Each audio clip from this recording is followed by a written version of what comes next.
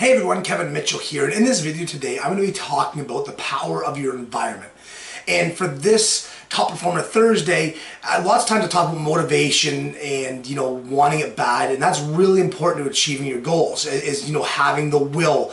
The will is going to push you so far, but I come across this article and I thought it was excellent, and I suggest you read it because it talks about something that I don't talk about very often, that we might not think about often enough, and that's our environment, how it plays a drastic role in shaping us as human beings.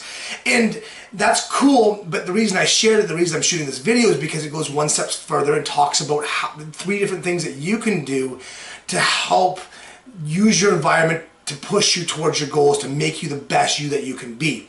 The first one is, automating easy decisions, and it gives an example of, if you're trying to lose weight, it's a known fact and a known study that having a smaller plate size is going to help you do that. It helps you eat less. It's a mental thing. So if you're trying to lose weight, make sure that you are buying smaller plates and serving your meals in smaller plates. But it also goes for business.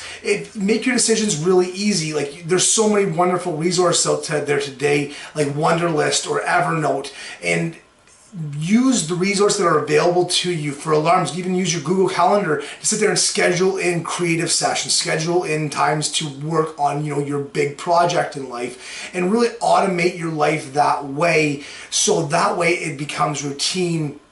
And it's so much easier for us. We're routine, we're creatures of habit. And when you automate your life that way with easy, productive, good things in your environment, it makes your job of being the best you so much easier. The second point there is really, when you're trying to do difficult things, make them as easy as possible. It talks about, if you're trying to go to the gym, find a gym that's on your route home versus one that you have to go 5 minutes out of the way for.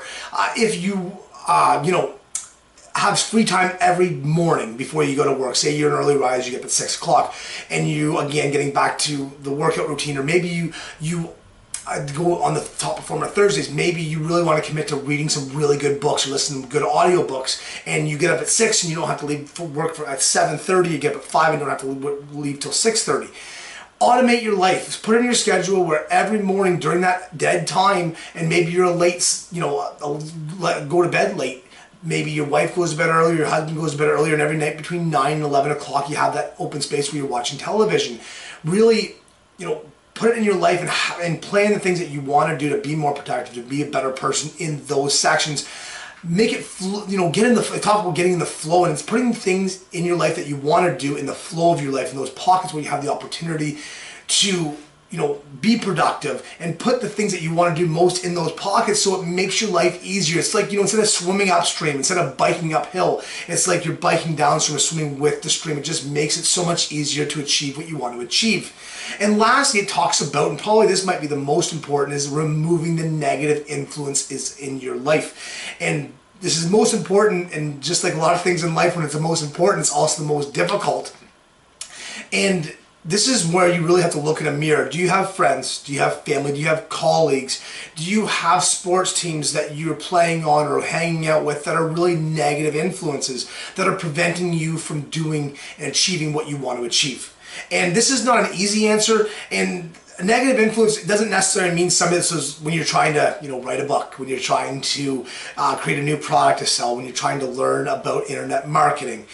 And negative influence doesn't mean somebody like, oh, what are you doing, dummy? Like, why are you doing that stuff? No, that's one form of the negative influence, but another form is sitting there, hey, we talk about getting in the flow every night between 9 and 11. You have that, it's dead time that you usually end up checking out and watching a movie on Netflix, or watching TV, or watching a sports game, and you've gotten in the flow of reading every night, or listening to an audiobook, or writing a chapter, writing for an hour each night on your next book.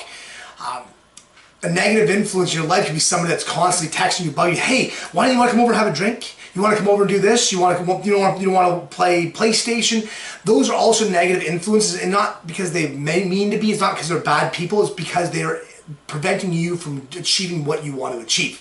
So, it's been a long enough video here. Read the article, try to implement these suggestions, and remember that your environment plays a really important role in your development and your growth as a person, both business-wise and professionally and personally. Talk soon.